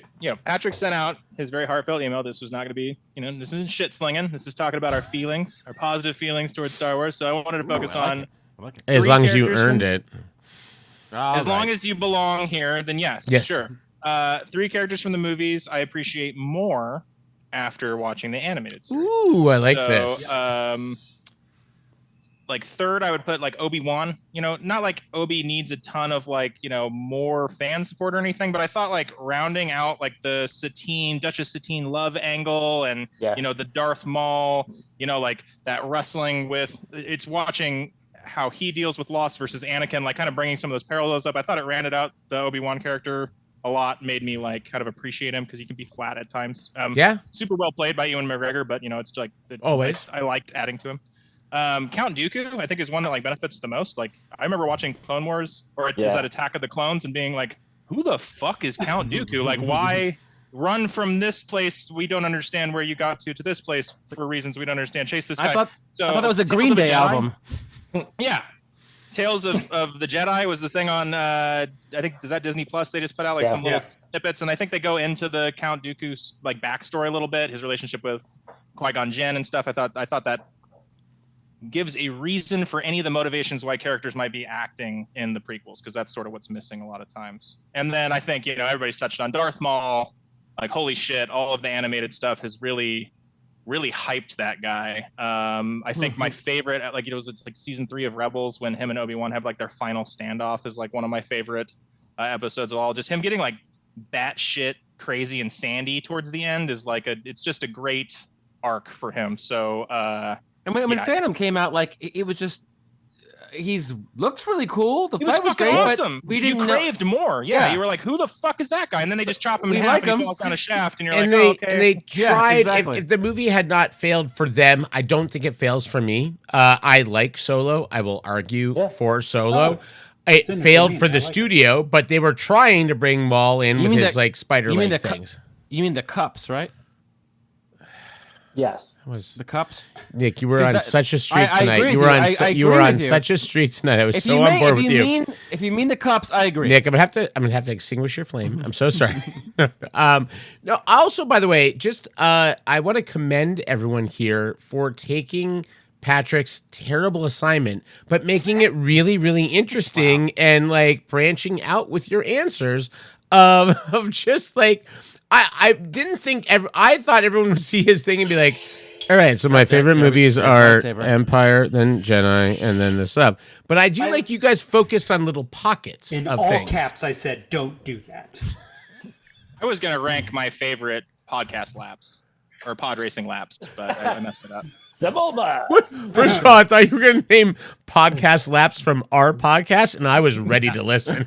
We very self-masturbatory. We will listen to this. Yeah. We've never taken a victory podcast lap. Tell me which is the best, and why is it me, Nick, or Ben? No, choose a favorite. Just whatever you think is right and Go with your right. heart. Go with your Just heart. do with your heart. Right, I have 1, 2, 3, $5 go. for you. Just go. Just say it. All right, never mind. It's probably good. All right, so we're going around the horn to Nick. Nick, this is your Mine is similar to Patrick's. It's which Star Wars films I would like to get high and watch with Jim Henson. Ooh. Number one, of course. As a Force ghost. Spoiler alert, Jim Henson's dead. Henson, yeah. Spoiler alert, right. he died before the first movie. And obviously Return of the Jedi is the He's number more one- machine number than one man now. slot. And to follow up Return of the Jedi Ewok adventure, I think, while maybe he had nothing to do with it, I think he would enjoy the giant spiders and the cuddly Ewoks. Very Muppety. He was still alive during that. Was he? Yeah. Did he work on it? Well, then I think he appreciated What made him it. kill himself? I don't know is that not public knowledge? I'm so sorry. All right. Listen, can I get through my list? Oh, Patrick just heard a number ghost 3 and disappeared. Well, you should do not be Patrick search the just name of. literally heard a sound behind him and went dead air. This is the master of puppets, Jim Henson. Show some fucking respect. Number 3, the Seagulls Stop It Now music video. I Yes, think you would have really yes. enjoyed seeing his original Yoda in that fun. So that fun good, video. so good. Then I think New Hope is just sentimental with the Yoda being a main character and taking off and being able to watch it from a. Wait, New Hope? Yoda's not in New Hope. Yoda's not. Oh no, you're right. No, you're right. You know what? I'm gonna put New Hope at the bottom. Next up, Empire Strikes Back.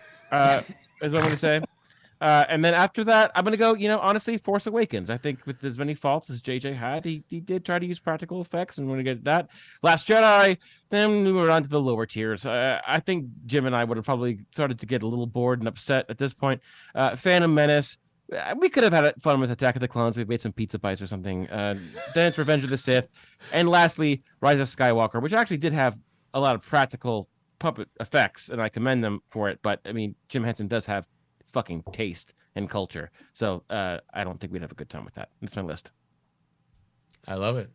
There you go. And Patrick was battling demons somewhere, so he can't come.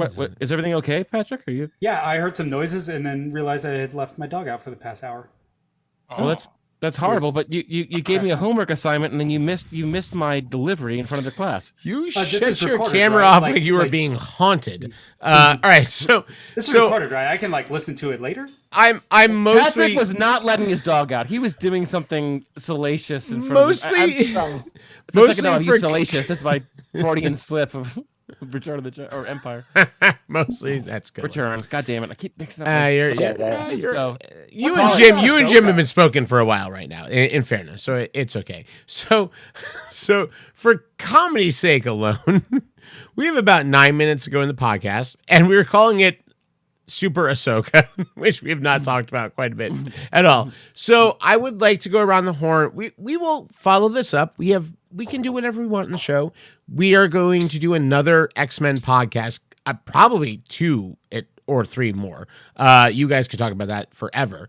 But I'd like to hear general thoughts of Ahsoka, and we have a nice split mixed group here. And I was hanging out with some of Mark and I, fellow graduates of ours from high school this weekend. We talked about Ahsoka, and there was a good mix of people who had seen all of the extended animation and things of it, and people like me who've only just watched the live action, but I also read a lot of wiki, so I'm typically somewhat caught up, even though I haven't seen the things. But I'm very curious. We were very split amongst the groups, and it had little to do with whether or not you had seen the shit before or not. There was just a general consensus of this worked for me or didn't. So, Patrick, you led this podcast. Let's hear from you first. Cool. I'll try and be brief to give everybody, especially Mark. I want to hear what Mark has to say. I do. I want you guys to just argue the last half hour of this show. But right. So, in general, I thought Ahsoka was Star Wars Rebels season 5, like effectively. And I think I texted you, Matt, beforehand. I said, like, even before Ahsoka started, I said, if you watch the last 2 episodes of Rebels, you're probably 80-90% caught up. Sure. You know, it establishes who Ezra Bridger is and that everybody loves him. And you get to see him battle with Thrawn and then be taken to a faraway galaxy or a faraway place we didn't know then.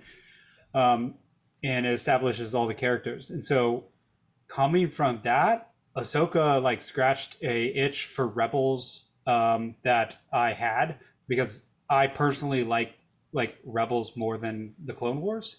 I think it's more digestible. It doesn't have tie-ins to prequels or the greater universe. It's very self-contained, and the characters are fleshed out. So Ahsoka scratched that itch. I really enjoyed it. I thought the lightsaber battles were phenomenal. Like, we haven't seen, like, it wasn't super choreographed like aerobatics like the prequels. It felt raw. I liked seeing Sabine, who was just flailing with it at the beginning, and then Shin, who had the Kylo Ren rage, and she would like slap it on the ground. Love that. In general, I loved it. It wasn't as well executed as like Andor. And 2 of my favorite characters left me wanting, but they didn't miss the mark, and that was Chopper and Thrawn. Not to make a full ranking list, but I am kind of curious. We've had a number of live action Star Wars at this point, right? We've got Mandalorian, we've got Boba Fett, which I don't consider to be part of Mandalorian, even though they kind of tried to make it part of Mandalorian. It's a separate thing. We've got Obi-Wan, we've got Ahsoka, we've got Andor. Where do you feel Ahsoka falls in our live action pantheon?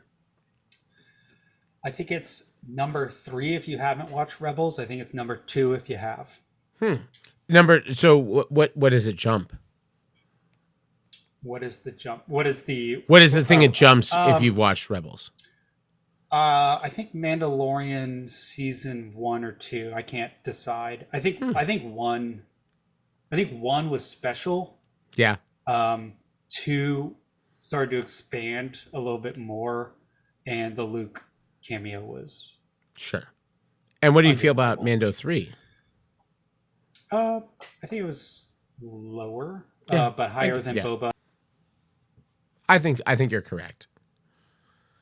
I think we might have frozen up on our. It's pretty flawed, and the execution is all over the place, but like, it's still fun. Yeah, I agree. No, I was kind of curious on that, because we're dealing with all of these live action properties now, which are now going to be kind of ranked and bandied around, and their law of diminishing returns a little bit for me on stuff. So I was curious about that. Brian, let's hear from you next. We have to put a buffer between Patrick and Mark. We'll go to Mark after you. So I think like the Ahsoka character is really hard to pull off, because there's like in the animated series, there's a really long time you get to spend with her. She starts out really young. She kind of ages and matures and comes into Rebels and sort of like a leader of some things. And so I think Rosario Dawson has like nailed down, like, I think she's great in the fight scenes. I was really impressed by that. I think she is in the dialogue. She really harnesses like arms crossed, sad, serious Ahsoka. And I would love to see more of like the light, sort of spryness that character also possesses come out a little more. So I think that's just a tricky one. It made it a little flat. There's so much build up for like a Rebels season 5 live action thing. So I think that, and it is. I agree with that, by the way. What was that? I really agree with that, by the way.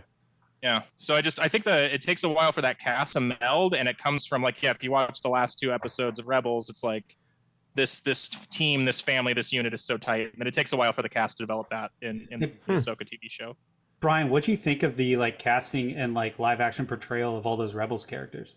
I thought it's been, pretty good. Like I loved the lack of ceremony of presenting Ezra Bridger. Like, like you just show up at a place and come around a corner. He's just like hanging out with some peeps cooking food. It's like nothing. I kind of appreciated that. Like, how do you do that reveal? I thought they did that well. The Sabine character, I think, is portrayed excellently. It's like, it's really making sense to me. So yeah. The space whales came out great. They look good. So I think I'm happy. I fucking love the space whales. I have loved them since they were in Star Trek 4. They're great. They're great. They're great.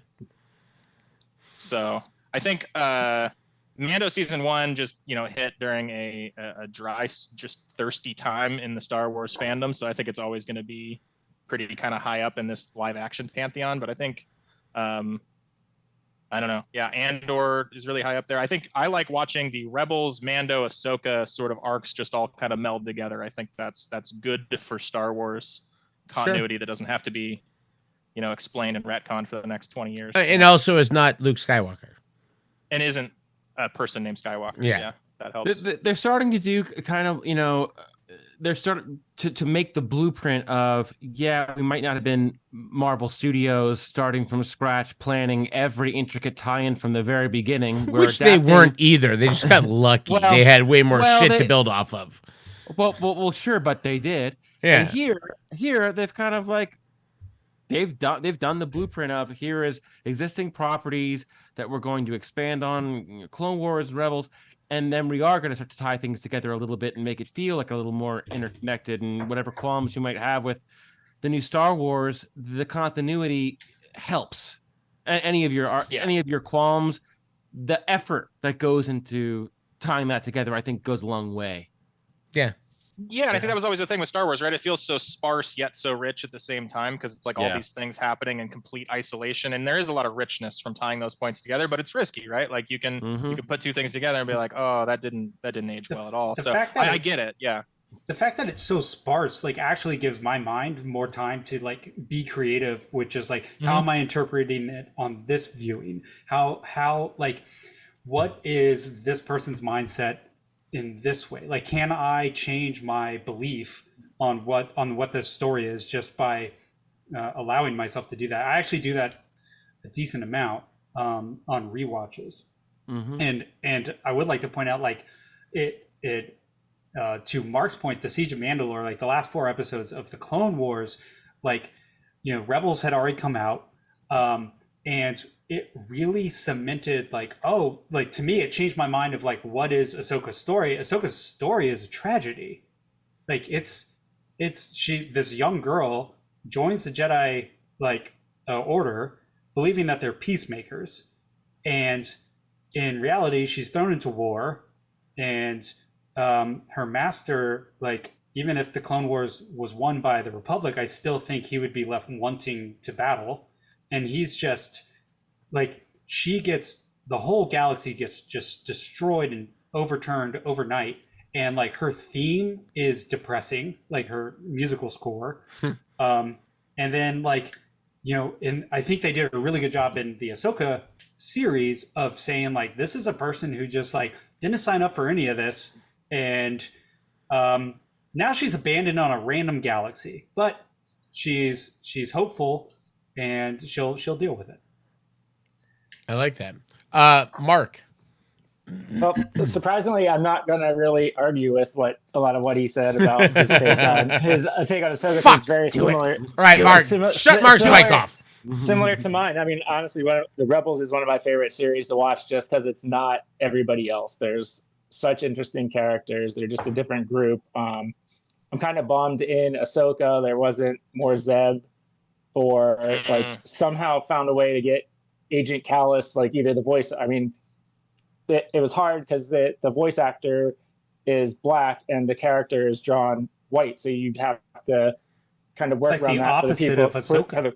for the purpose of canon to not have the fanboys do that. But I mean, he would have been great to just kind of put the original voice actor somehow, and just you'd have to deal with the fanboys over there. But that was just an interesting character from that. But I think like I've read a lot of articles where people are just like complaining like about Ahsoka that it doesn't make sense. But I really think if you haven't seen the other stuff, you can follow along, but you miss a lot. Like just towards the end with Balin on the hill and the Gods of Mortis there. So I went back afterwards and watched that episode, and it's just like there's so many hints of where Ahsoka's going, and everybody's like, oh, it's not really. Yeah, it's not like, oh, they didn't wrap anything up, but it's like if you've watched this stuff, took the time to invest in it, you kind of see where they're going. Because there was interesting. The God of Mortis episodes were there. The owl has been throughout a lot of different things, which is very key to both that storyline, the World Between Worlds and Rebels, and everything that. So all of that is playing into the story that, like, if you're not like a nerd like me and watch it and go, you kind of like miss some of that, and it kind of takes away from the show a little bit because you pick up on these things. Yeah, everybody says it's fan service, but it's actually, I think, kind of key. It's the fan service versus what is important is such a silly argument to me. But I hear what you're saying. Yeah. Yeah, but I mean, I just read a lot of just articles that are negative, and you can tell the people haven't taken the time, like you, Matt, to read back on the storyline, and it's like people complaining, oh, well, they didn't develop their characters, but there's like hundreds of episodes of all of this stuff of all of these people that are there. So it's like it's also not fair for the people that have invested all that time to spend 2 or 3 episodes. They all got their pilot's license. I mean, but you're speaking very much like an executive working behind the scenes and being like, well, we can't do this like we want to do it because we're going to alienate all these people. It's very interesting. I was very curious to have this part of the discussion. I really am. Yeah, I mean, it's tough on that aspect. I know where everybody's coming from, that, yeah, you don't have the time to invest all that stuff, or people care the live action. Yeah. So you've got to give a little bit of backstory, but at the same time, it's like, no, move the story along. Get it so where everything. It's hard. It's a tricky balancing act. I was like that first episode setting up Sabine and everything. I was watching and I was like, I didn't wait fucking a bunch of years for you guys to come back and be like, oh, let me introduce everybody and set things up. I'm like, where the fuck are the space whales? Get to that galaxy. Bring back my space Show me them space whales. Now. We know Peter Parker got bit by a spider. Let's go. But what happens when Batman's parents died? Does she drop her pearls? Yes, I gotta know. I have to know. I have to see the pearls drop, or did she even die if they don't drop on the ground? Yes. No, it's like the shoe coming off in the Reddit death posts.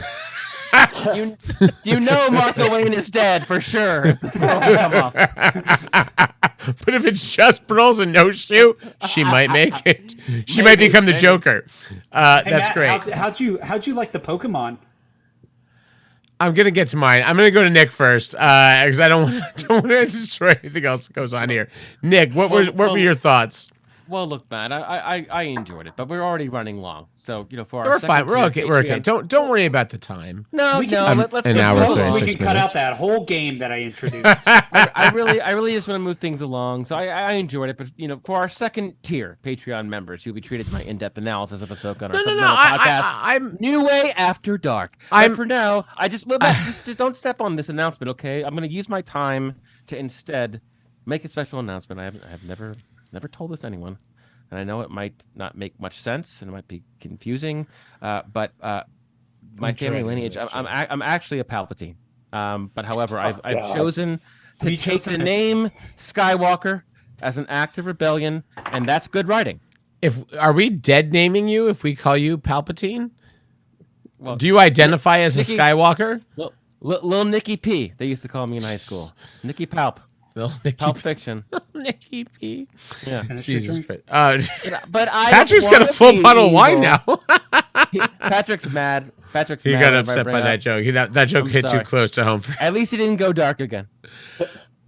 I was very legitimately interested in your take because you've watched a lot of the things, but not all of the things. You're not quite at Patrick, Mark, Bryan levels. To be honest, I totally understand what Bryan's saying. I need to fill out my education. There were times where I kind of felt like, I bet you I would be enjoying this more if I knew more. And you got that feeling. It's sort of like when you don't get a joke, but you know it's supposed to be funny, so you laugh anyway. That's kind of how I felt throughout Ahsoka, which isn't a bad thing.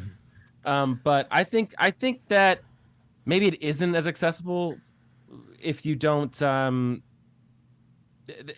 nuance adds a lot, I think. And when I talk to fans of Ahsoka, it's all people who have gone through those 56 hours. And, I will say, not played hockey. After episode 5, a lot of hockey, which guys. was like the Anakin episode. My wife, who used to always tease me, like when I would watch the cartoons, she's like, "Oh, are you watching your stories? You guys are married now. I'll leave you alone with your story." As the Thrawn turns. Oh boy, she just picked up Clone Wars this week. Like she like that one episode 5, where she got hooked. Yeah, well, she was curious. She I think she had the same thing with you, which is just like, I think there's more weight to this story that I can appreciate, and it's one last desperate attempt to connect with her husband. Fine, I'll watch the goddamn cartoon. I want to talk so much about Ahsoka, but I also would love to just end the episode right there on that note. Would be just fucking genius, Nick. Ah, such good radio. I didn't mean it. That's good. I appreciate it. I was very fascinated to hear what everyone's kind of thoughts on this were. And my brother and I were talking about this a bit, and I talked with some of our high school friends up this weekend. So I've not watched any of the other things, but I never felt like I didn't know what was going on at any point. Yeah, Patrick. No, and not even from reading outside of it. I felt that the show did a fantastic job of setting the table for what it was. I think there were like 3 or 4 things in particular that made me not enjoy it as much as I've enjoyed something like Andor or Mandalorian. To me, it felt like Obi-Wan. The one I can equate it to most, which was like, there were things I loved about it, and there were things I was just completely bored and didn't. I felt, even with context, I didn't care. And then I also felt the biggest problem for me with Ahsoka is they were flirting with all of these super interesting plot points that they just didn't hit. And I get it. I think this is coming. I think they're all things that are going to happen with us. But for me, I keep calling them the Bene Gesserit. They are the Bene Gesserit. The fucking witches are the Dune Bene Gesserit. You cannot convince me Dune. that is Dune, not the please. Dune. Matt, the Dune. Dune. There you go. I love them, and I will give you a spoiler alert if you've not watched the thing, to fucking finish off that one actress as the witch that has given herself over. And I love the idea a little bit of someone that's given themselves over to this powerful thing, and they're like, yeah, you're expendable. We just want to use you as like Bryan and I worked there. Yeah. I love that. No, but I wanted to see more of her. I wanted to see more of Ahsoka in her own show. I felt that she was not even close to a lead character in that show, to be honest. Nothing of importance really happens with it's Sabine. It's Ezra. Yeah, for sure. And I'll tell you that one fucking character I want to watch 1,000 episodes on is Baylan Skoll. And the idea that we are not focusing our entire energy on series around, I want to watch an Order 66 show called Order 66, and we are going to watch 10 fucking kids that made it through, 10 younglings that survived Order 66, and what happens to them, and how do they converge at the end. That is the show in my head I want. It's the boxcar children of the Star Wars universe. It's but it's the Goonies if they were all fucking traumatized and had to come back together.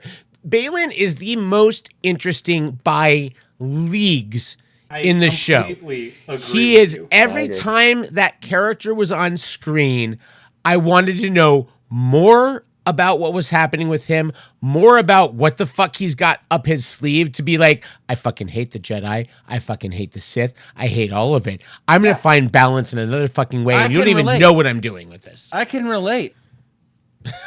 This is you on the podcast between me and Ben and you? Wait a minute. No, it's a clear. Wait a minute. Who's the dark side? Is it me? It's me. Listen. It's me. I was actually thinking about Republicans and Democrats, but I wish I had. Hey, Robert's an independent now. Balin Skoll for Speaker of the House. Balin Skoll for Speaker of the House. Anyone? Let's do it. AOC Oka Tano. That's but like Balin is like fuck the Sith, fuck the Jedi. Is like I'm sorry. You guys stop. Nick just broke me for a second. I'm so sorry. It's the dumbest, smartest dumb joke I've ever heard in my life. It's just terrible. Go back and motto, baby. Right, continue, Patrick. I'm the dumbest smart so person. Sorry. You know. Like Balin is so great because he's not Sith, he's not Jedi, he's this gray area, and like Matt, you were texting me that like you love this guy, and I like paid more and more attention to him. And the more, like, there's a gradient across every single Jedi and every single Sith in the entire universe that, like, when you first introduce to Star Wars, you're like, there's binary good, there's binary bad. Yeah. And, like, the more you watch, the more you see, like, Qui-Gon, he's not, like, binary good. He actually, like, thinks the Jedi are pretty hypocritical. And Balin is, I would say, like almost equal, but on the other, like flip it on the other edge of the mean. And like he was so interesting, just like the like when Ahsoka lit her lightsaber, and he's like, how inevitable, or just he was just like, God, why are we doing this bullshit? So I loved it. So I had this weird thought the other night. And it's a dumb thought, and maybe Ben Wilson will be the only other person here that will appreciate this. But I was thinking about Balin, and I was thinking about how much people hate what happens with Luke at the end of Force Awakens and through all of Last Jedi. And I was thinking about all these... When he drinks that milk out of the titty? They love that part. Everyone agrees that maybe the best thing that's happened in Star Wars. In fact, cue number 18 was Luke drinks from titty, which we didn't even get to from Patrick's game. Would have been amazing. A lot of slurping sounds in that one. An angry scowl you can hear. The disillusionment with the idea of Republicans and Democrats, light and dark, and there's nothing in between. You have to be the extremes of one of these two things, is so fascinating to me. And so in my head, I want a version of 1776, the musical, and it's fucking Jedi and Sith. They're all thrown in a room together, and they all have to fucking work out their differences in a way to realize what is our mission statement as a group? What do we agree on? What do we disagree on? Because it's why I agree with Luke in the much maligned movie is I'm like, fuck it. I fucking give up. I don't care anymore. I don't care about any of it. I feel I could do more harm if I made my voice heard. So I just don't care. And that's where I think that Order 66 is such an interesting catalyst point to say you've got Ahsoka, you've got Grogu. Grogu is a fucking orphan of Order 66. Balin's an orphan of Order 66. You have all these people that watched the method, that like what was supposed to be the way. Fuck everyone. Nobody won. The dark side didn't win in Order 66 one of the most either. Interesting aspects of the Star Wars story is just like, who won, the Separatists or the Republic? No, nobody won. It's fucked. We're all fucked. We all lost. We're stupid. The Emperor got to like hang around for 30 years and just do his little fucking Emperor hands and like be like, I'm recruiting another one. I got it for the musical opener for 1776 Star Wars. Sit down, Thrawn. Stars War 1776.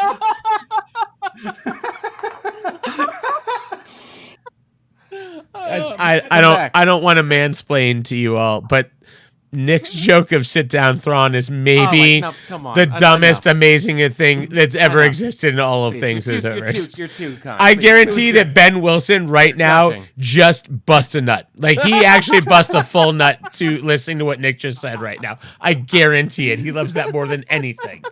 Ben is coming right now. He's still coming. It's wait, how long was it from the joke? It was 10 seconds. He's still coming, guys. He's still finishing. It's amazing. Hey Matt, you want Matt. You want Mark and I to argue, right? Yeah, we're, you know what we're gonna do? Do you? We're gonna play clip 21, and which one of you, whoever can get it first. Here we go. I made it.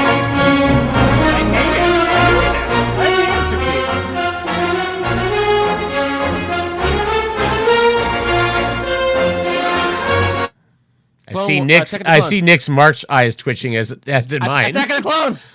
I'm always gonna guess Attack of the Clones. I think that's incorrect. Hey, Patrick, did you have a single Attack of the Clones cue in this game in your 27 tracks? No, I forgot about that movie. God damn it! Oh no, I do. It's I got one 15. Of them. I won one of them with it. No, you didn't. It's number 15.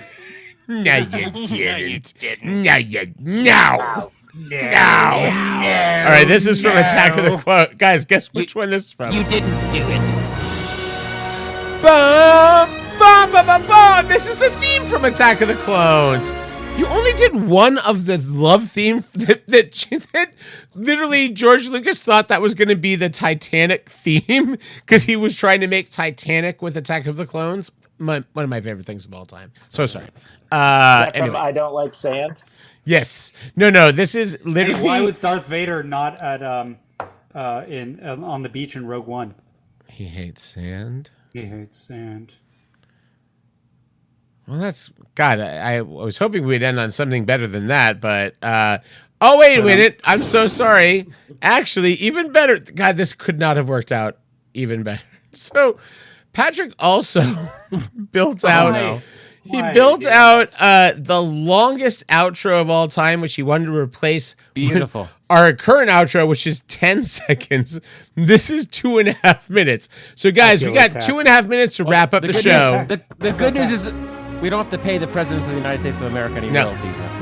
Yeah, but who's actually going to come after us? The President of the United States of America or Disney? No, YouTube is. I have not even posted this episode yet. YouTube has already taken it down for a DMCA violation. They know. Hey, Brian, thanks for coming. Thanks for having me. This is great. Brian, an absolute delight. Despite Patrick's terrible game and even worse plotting of a podcast, you were really a beacon of light for us. Yeah. You really were. I mean, honestly, if Patrick had not brought you, we probably would not be inviting him back for other episodes. But sure. I haven't been back in a year. A year? You were here earlier. Oh. Hey guys, which movie is this from? Trick question. This is from the special. This was the commercial for the Tonka trucks that they aired in 1975. And you said it confidently, so that's plus 4 points. 450 plus points. 4 points. Mm-hmm. And Mark, thank you for putting up with our. Yes. You have actual analysis. I'm a bit disappointed we didn't get into an argument. Actual analysis. You guys you see eye to eye, but I think we see eye to eye. I think you do, but I know. Except for Cad Bane. I think Cad Bane, like, every time he appeared in Clone Wars, they were caught on a plot line, and it's like, let's just Mark does not like Cad Bane, live action or otherwise. Oh, he's great. So there's an argument. Go. There you go. I have a feeling we get a little. It's like Paris. You'll always have Cad Bane. I don't know. I love Cad I saw Bane. Cad Bane. I got real excited. He was great. Also, Timothy the Elephant in that series. I would watch that character through gazillion things as well. The sheriff in Star Wars. Where are they bringing Hondo the pirate? Where's Hondo the pirate? Yeah, I agree. Good point. Get his ass back in here. E Honda from Street Fighter. He punches really fast. Yeah. Yeah, that's canon. Bane. That's canon. Yeah. Cad Bane to the bone. Nick's dialed really into me tonight. I don't know what happened. Just Hey, precision work tonight. Dude, Like a broken clock. That'd be good. How have you not done that? Listen, I have some Star Wars parodies on my YouTube. I have the Greedo Scuffle to Boz Scaggs, Leto Scuffle, Leto Shuffle. But we were. I'm gonna do Cad Bane to the bone, lone, roan. So, but also, Last Pint Brian, actually purchased most of those, so they can now only be found on New X. Where you can find all of your old content, other than the episodes where we talked about SpaceX or Elon. New X sounds like the alt rock station that only lasted 4 months in your college town. Was immediately replaced. New by X is station. what I tell every girl I hit on I'm looking for. Yeah, it's the old It's the old Thanks Ian for Malcolm. coming, everybody. Hey, and cheers!